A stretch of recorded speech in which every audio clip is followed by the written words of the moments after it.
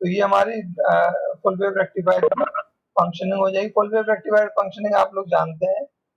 हाँ, तो मेरा यहाँ पर मेन कंसंट्रेशन है कि आप इसको सिमुलेट कैसे करना है। ठीक है, तो हमारे कितने पैरामीटर्स हो गए, आर एस हो गया, L1 L2 L3 D1 D2 and this resistance R। ठीक है, ये वाला बीच वाला सेंटर टैप ट्रांसफार्मर, ये सेंटर टैप इसीलिए बोलते हैं क्योंकि यहाँ मिडिल पॉइंट पर जो होता है ये सेंटर पर होता है, ये यहाँ पर इसको कनेक्ट किया जाता है, ये यहाँ पर आउटपुट। ठीक है, लोड यहाँ पे कनेक्ट कर देते हैं, ये एक तरीके से ग्राउंड होता है।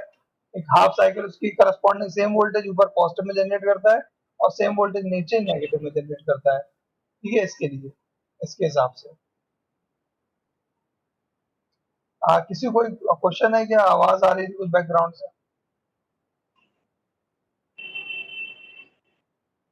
हाँ, अगर नहीं है तो आप लोग किसी का ऑडियो खुला है शायद, मेरे अलावा किसका ऑडियो खुला है? एमन का खुला हुआ है। कर दिया, मैंने बंद कर दिया, आप परेशान मत होइए।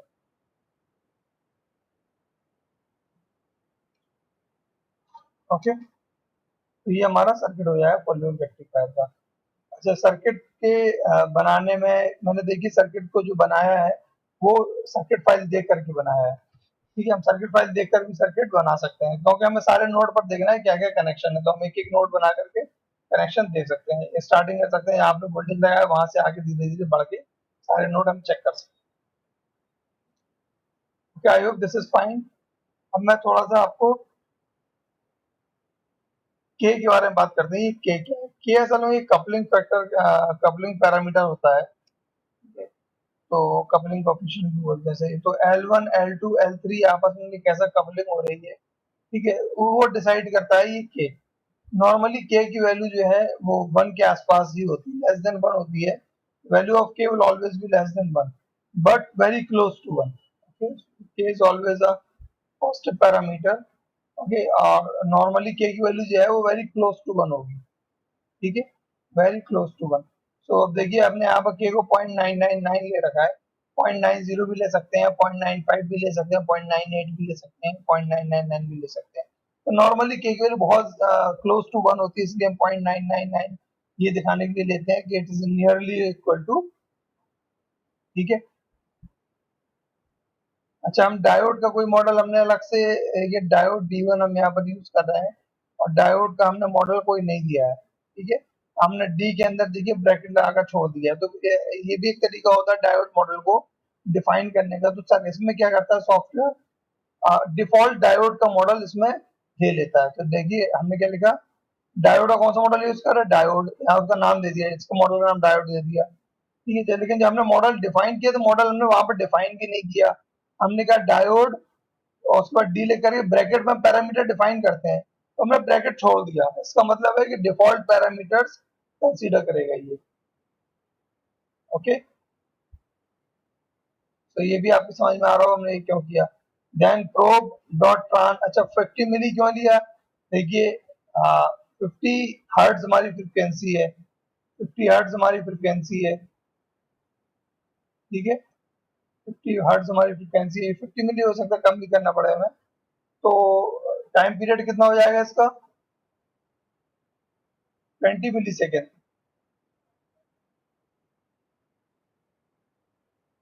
टाइम पीरियड देख लीजिए इसका, कितना 20 आएगा कि नहीं आएगा?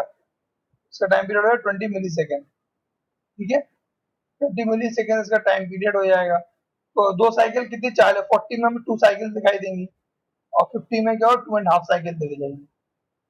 Okay, so I hope this explanation of the circuit and the working of the rectifier is clear to all of you. Okay, then let's see, let's simulate this. So I'm going to remove all this on my drawings. Okay, so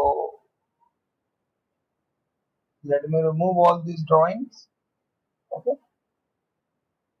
circuit अब आपको मालूम है कि circuit कौन सा हम use कर रहे हैं। अब मैं इसे सिमुलेट करता हूँ। वही तरीका है, पहले इसको फाइल को क्या करेंगे, हमेशा सेव करेंगे। सेव एज कैसा करेंगे, dot C I R file के तरीके से सेव करेंगे, हमेशा नाम के बाद डॉट सी आई आर देंगे। फाइल सेव करने के बाद फाइल को फिर से ओपन करेंगे, फाइल को फिर से ओपन करने के बाद फिर हम सिमुलेट करेंगे। जब हम सिमुलेट करेंगे तो आप देखिए कि क्या आएगा इसका रिजल्ट।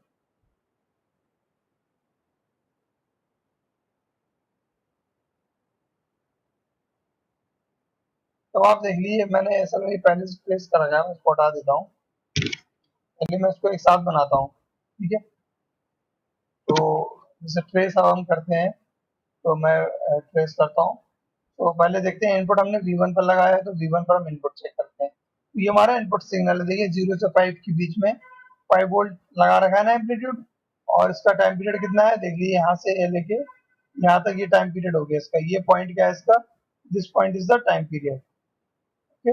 0 से 20 मिली सेकेंड, जहाँ पर एक वेव कंप्लीट होगी। हमने 50 मिली सेकेंड हमने सिलेक्ट किया है, तो देखिए क्या हमें दिखाई देगा, एक wave, second wave, and third is the half wave. तो हमें 2.5 वेव दिख रही है इसकी। अब हम देखते हैं क्या, अब हम देखते हैं आउटपुट। चलिए पहले मैं आउटपुट इसी विंडो पर प्लॉट करता हूँ, अलग से बाद में प्लॉट करेंगे, ताकि आपको डिफरेंस दिखाई देगा। अच्छा, मैं आउटपुट चेक करना पड़ेगा, आउटपुट हमारा कहाँ पर मिल रहा है, ये मैं आपको दिखा देता हूँ। Where we are getting the output. अच्छा, ये आउटपुट यहाँ मैंने सर्किट रिमूव कर दिया है। तो ये देखिए आउटपुट हमें यहाँ पर मिलता है इस नोड पर, 5 और 0 के बीच मिलेगा हमारे सर्किट के हिसाब से, इसमें अलग बना हुआ है, 5 और 0 के हिसाब से मिलेगा, ठीक है। तो हमारा आउटपुट हमें कहाँ पर मिलेगा, 5 पर। हमें 5 पर आउटपुट चेक करना है। तो ये देख ली, रेड कलर से हमारा क्या है, आउटपुट आ गया। तो आपको ये दिख रहा होगा कि हाफ वेव है, और नेगेटिव वेव जहां पर आ रही है वहां पर भी हमें पॉजिटिव सिग्नल ही मिल रहा है, ठीक है। मैंने जस्ट एक क्विकली आपको थोड़ा समझा दूं कि ऐसे पॉजिटिव सिग्नल देखिए, हम आउटपुट कहाँ ले रहे हैं, जिस कैपेसिटेंस, सॉरी, इस रेजिस्टेंस के अक्रॉस हम आउटपुट ले रहे हैं, ये हमारा रेजिस्टेंस है। तो देखिए इसमें करंट कैसे फ्लो हो रही है, देखिए यहाँ से करंट ऐसे फ्लो होगी डायोड से। अब ये D1 ऑन होगा पॉजिटिव साइकिल में, तो डायोड में रेजिस्टेंस में करंट कैसे फ्लो होगी, ऐसे, ठीक है। वोल्टेज ड्रॉप कैसा बनेगा, पॉजिटिव और नेगेटिव, ये वोल्टेज ड्रॉप बनेगा, ठीक है। तो यानी कि ऐसा हमारा वोल्टेज आ रहा है, ठीक है। और जब नेगेटिव साइकिल होगी, तो ये वाला डायोड ऑन होगा, तो करंट ऐसे फ्लो होगी। तो अभी भी पॉजिटिव नेगेटिव इसका पोलैरिटी सेम रही है, आउटपुट की पोलैरिटी चेंज नहीं होगी। तो आउटपुट की पोलैरिटी दोनों ही केस में पॉजिटिव नेगेटिव सेम आ रही है, इसी वजह से नेगेटिव साइकिल में भी हमें पॉजिटिव आउटपुट मिलेगा, ठीक है।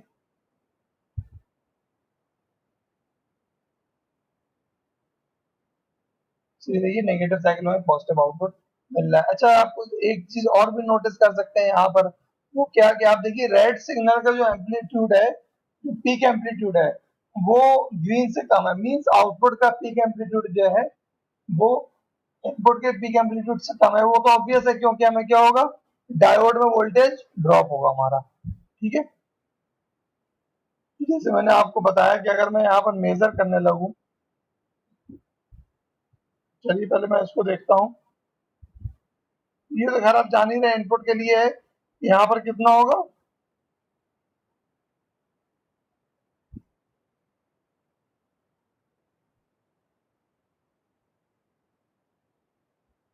ये इनपुट के लिए 495, 4.95 आ रहा, लगभग 6.5 ही है ये। अब मैं चेक करता हूँ, ठीक है। इनपुट तो हमने अप्लाई कर रखा है, हम चाहे तो डिलीट भी कर सकते हैं। हमें मेन जो चीज देखना है, वो हमें आउटपुट देखना है, ठीक है। अब हमें आउटपुट के लिए मैं देखता हूँ कि आउटपुट के लिए अगर हम उसे प्लॉट करेंगे तो क्या आएगा।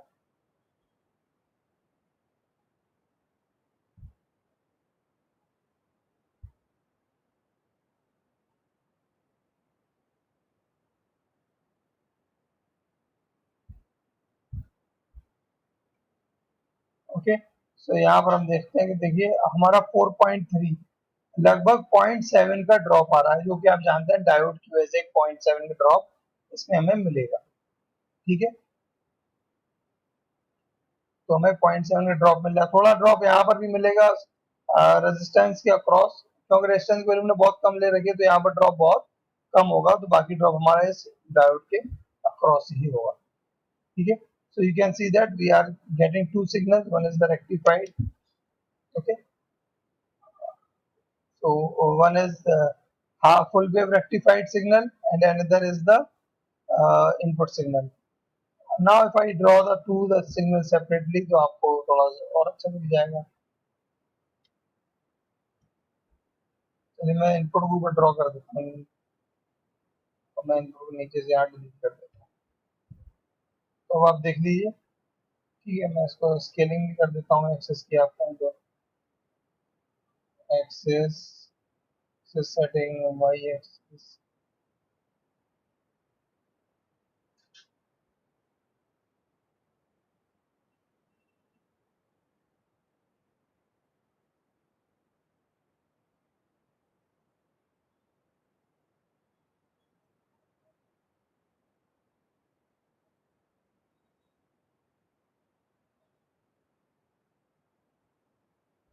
यहाँ पर देखिए मैंने इसको इनपुट को भी -5 से 5 कर दिया है, सॉरी आउटपुट को। तो आप देखिए आपको एक ये फुल वेव रेक्टिफाइड वेवफॉर्म दिख रहा है, ठीक है। मैंने आपको पहले ही बता दिया कि हम वेवफॉर्म कैसे आउटपुट लेते हैं, इससे हम कैसे ट्रेस करते हैं और इससे हम रिपोर्ट में कैसे उसे अटैच करेंगे, तो वो मैं आपको पहले करके बता चुका हूँ। तो ये हमने आज फुल वेव रेक्टिफायर का सर्किट देखा, और हाफ वेव हम पहले ही देख चुके हैं, ठीक है।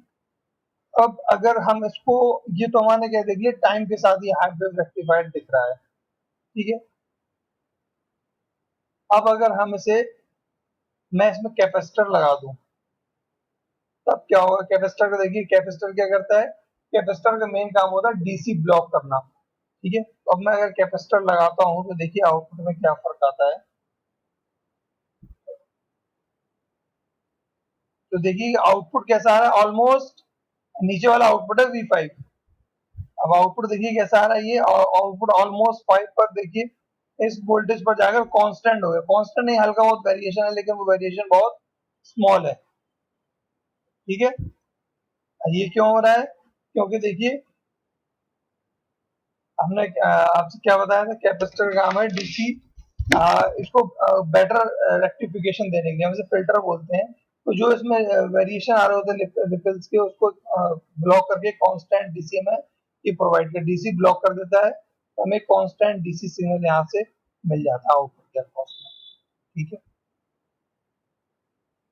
तो हमारा capacitor is a filter work करता है, तो we are getting a constant, you can see that it's almost a constant. और यही हमारा रेक्टिफायर का पर्पस भी है। रेक्टिफायर क्या करता है, रेक्टिफायर का मेन काम हमारा क्या है, एसी सिग्नल को डीसी में कन्वर्ट करना है, ठीक है।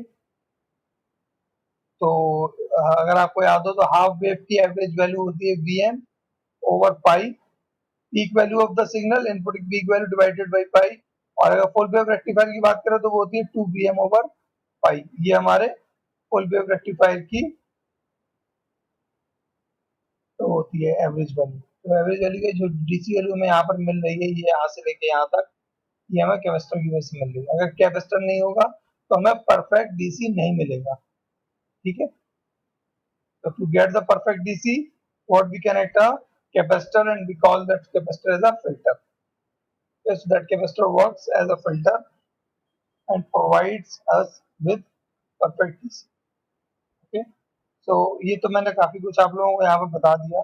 अब मैं आप लोगों से क्वेश्चन है कि क्या आप लोगों को पूछना है, कोई बात इसमें नहीं समझ में आई हो, पहले आप लोग पूछ लीजिए।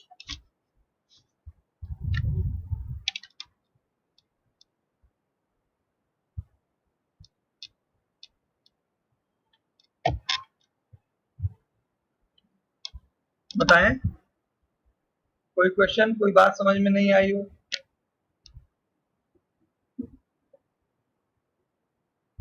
सर्किट नहीं समझ में आया हो।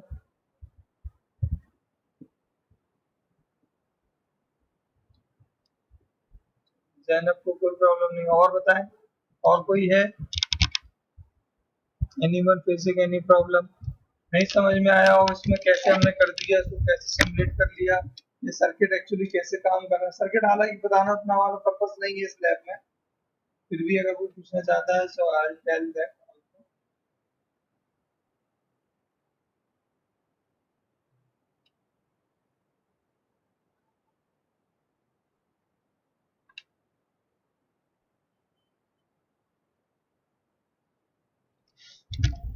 ओके, तो उसका मतलब किसी को प्रॉब्लम नहीं है इसमें, ठीक है। तो यहाँ पर बस एक जो नया इंट्रोडक्शन हुआ है वो क्या है, के का, हमने के को डिफाइन किया है, इंडक्टर्स की वैल्यूज हैं, ठीक है। इंडक्टर ने सेंटर ट्रांसफार्मर आपको थोड़ा सा एक्सप्लेन किया है।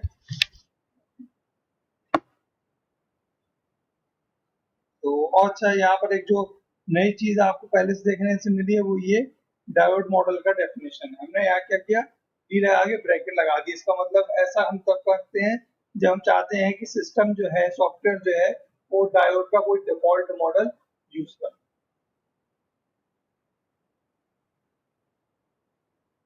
हाँ, कुछ लोगों की भी क्वेरीज नहीं है, लेकिन चाहिए।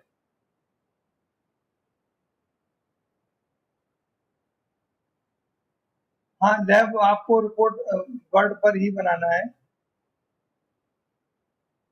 देखिए, हाँ, कुछ लोग, देखिए मैं तन्वी ने कहा कि हम विदाउट लैपटॉप कैसे परफॉर्म करेंगे ये काम।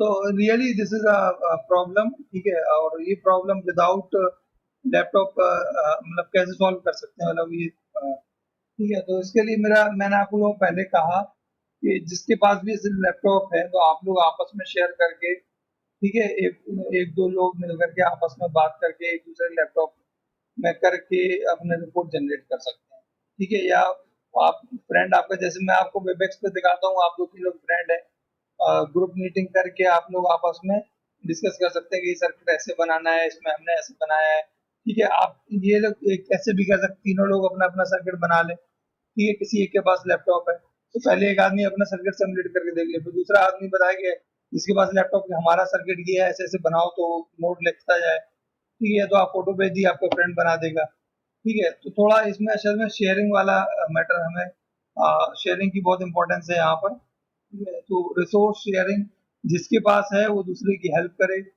ठीक है। और ये कंडीशन ऐसी है कि हम इससे ज्यादा नहीं कर सकते, ठीक है। तो ये थोड़ा और शेयरिंग से ही आप लोगों को म्यूचुअली करना होगा, ठीक है। एनी हाउ इसे कराना है, आपका लैब तो होगी इसे, ठीक है, ऐसे ही होगी। तो बस जो करने का आपका तरीका है वो ये है, ठीक है। और आप लोग टाइम निकाल के आपस में ये जरूर करें, ठीक है। और कोई एक टाइम निकाल ले तो एक साथ दो दो तीन लोग, जो लोग भी होंगे कनेक्टेड होंगे वेबएक्स से, सबका रिवीजन हो जाएगा, सबके समझ में भी आ जाएगा, ठीक है। आपस में डिस्कशन भी हो जाए, डिस्कशन से अच्छा सीखते हैं, ठीक है। और डिस्कशन भी हो जाएगा तो आप लोग रिपोर्ट भी बना सकते हैं। Okay, so I hope this is, आप आपस में शेयर करेंगे, ठीक है। आपस में लड़िएगा मत। अगर हो सकता है आपकी पूरी क्लास में 22 23 24 लोग हैं और 5 लैपटॉप ही अगर हों, तो आप लोग आपस में शेयर कर सकते हैं किसी टाइम, ठीक है। और सर किसी सॉफ्टवेयर इंस्टॉलेशन में प्रॉब्लम आई हो तो आप लोग वो मुझसे पूछ सकते हैं, मैं बता दूंगा उसे, ठीक है। किसी ने इंस्टॉल किया सॉफ्टवेयर, मैं आपसे सवाल कर रहा हूँ, क्या किसी ने सॉफ्टवेयर इंस्टॉल किया?